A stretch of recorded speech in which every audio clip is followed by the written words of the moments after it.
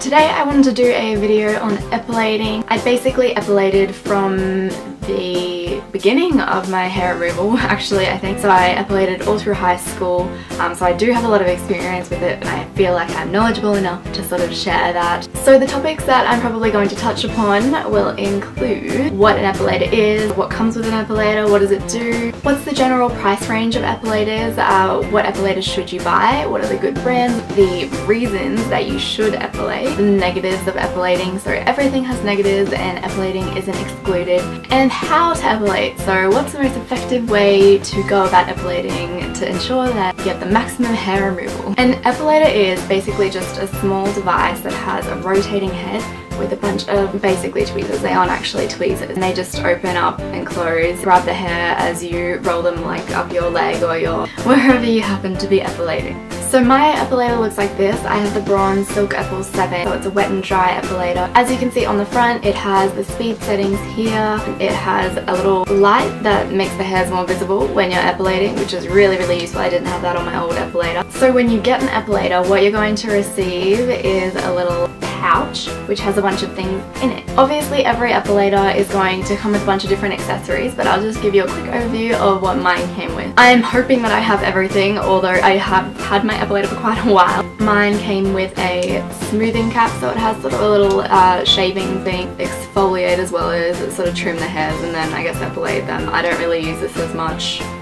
It has a sensitive area head. So this is for if you're epilating like your bikini line or your underarms or something like that. It makes it a lot easier when it's not the full-on head, so that you can sort of manipulate it around wherever you want. It comes with the charger, so hopefully when you buy an epilator you will get one that has a charging stand. My old one used to have like a cord that you had to connect with at all times, and that was like literally the worst idea ever. So the charging stand just looks like this. Try not to keep it on charge for too long. It sort of like saps the energy from the battery. I don't really know how it works, but anyways. Then it has the brush, and the brush is obviously just to brush out the hairs from your epilator. Mine also had an efficiency cap that allows for faster hair removal and epilation. So a lot of people do find epilators a little bit strange. They aren't as normal as you would think, so you get that kind of reaction when you tell people about epilating, especially when you explain that it's little tweezers. It's like, oh my god, how could you do that to yourself? Don't get that wrong. A lot of people actually use epilating for life. Like, it is a common thing for a lot of people. Like, my mom has been using it for ages, so it's not like it's some weird taboo like alternative hair removal or anything like that. So the prices of epilators and what kind of epilators you should buy. So like I said, I have the Braun Silk Epil 7, which is a good epilator. Definitely I would recommend it, but there are lots of different brands that you can go into. So there's Remington, there's one called like Emagine. I don't even know if that's available in Australia, but I've seen lots of reviews of it on Amazon and everything, and I know that Philips do them as well as definitely a few others. I don't know all of the brands, but I will be putting lots of links down below to reviews and just different epilators that you should maybe consider and research into, so check that out. Mine was priced around the $180 mark. You can definitely find cheaper ones than that, and that's probably more expensive because I live in Australia, and in America everything is a lot less expensive. So if you live in America, lucky you. Hopefully you'll be able to get one for a bit of a cheaper price. I know that there are definitely ones under the $100 mark, so don't freak out. I saw one that was $50 that had plenty of good reviews. Like I said, links down below. If you buy a crappy epilator, it's going to be more painful and it's going to do a less effective job. Just do your research.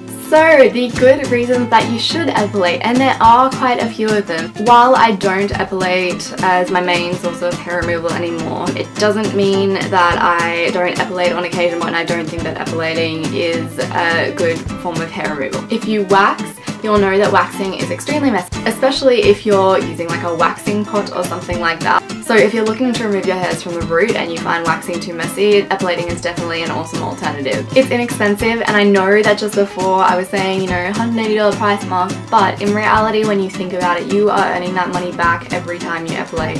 Think of how much it costs to just get your legs waxed or get your bikini waxed or get pretty much everything waxed. That's pretty expensive. There's also shaving to think about. Every time that you buy a new shaver head, It might be like $5 or so, but you know, in a year you're spending a lot of money, whereas with epilating it is that one-time cost. My mum has been epilating for basically her whole life, and at this stage she basically doesn't have to epilate ever, and I'm so jealous of her. While you're doing it, you'll gradually need to epilate less and less. Obviously there are negatives to epilating as well, just like every hair removal product ever. Firstly, it's time consuming, and this was my main pain point as a really lazy person. For me, I just found it would take me quite a long time to actually get through an epilate to the point where I was happy with how my legs looked. That could be worth it though, because it lasts way longer than shaving, like I said. It's pain versus pleasure. It all depends on what you want. But as we all know, epilating is painful. People know it to be a painful process. If you are concerned about the pain, what I would suggest is borrowing a friend's epilator. Make sure it's all clean beforehand, obviously, and just having a test. There are a few things that you can do to reduce the pain, which I will talk about a little bit later.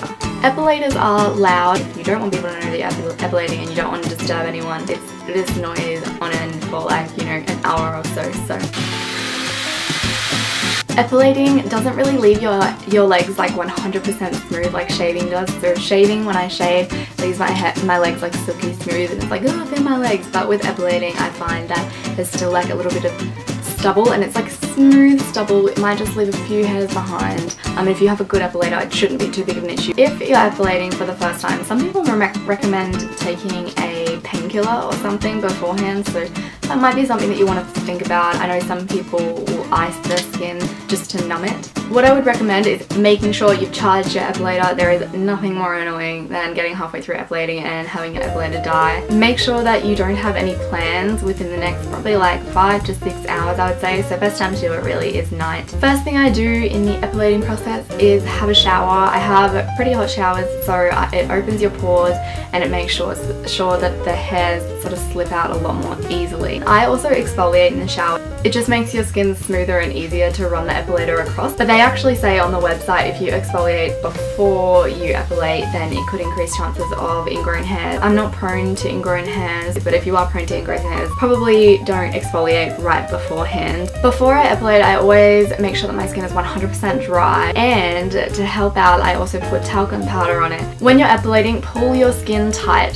So just sort of like make your skin taut when you're epilating. That way the epilator gets to all of the hairs, and it also sort of reduces the pain because you're like pulling against your skin, if that makes sense. Then you turn your epilator on. You know, you might want to turn it to the highest setting to just get it done as quickly as possible. But I would really recommend going to the lowest setting and doing it slowly as well, because I find that's the most effective way to get rid of all the hairs. If you turn it on the highest setting and you just sort of like going crazy, just like running it across, it's obviously not going to pick them up as well, and you're going to be left with some sort of, you know, stubble after you're done. So I would use an aloe vera gel, and that sort of reduces the redness. It just helps your skin recover. While I'm making this video, I'm like weirdly feeling my legs. So I hope that helped you decide whether you want to get into epilating, or I just hope that it helped in some way really. Please feel free to subscribe if you're feeling lovely, and thank you for watching.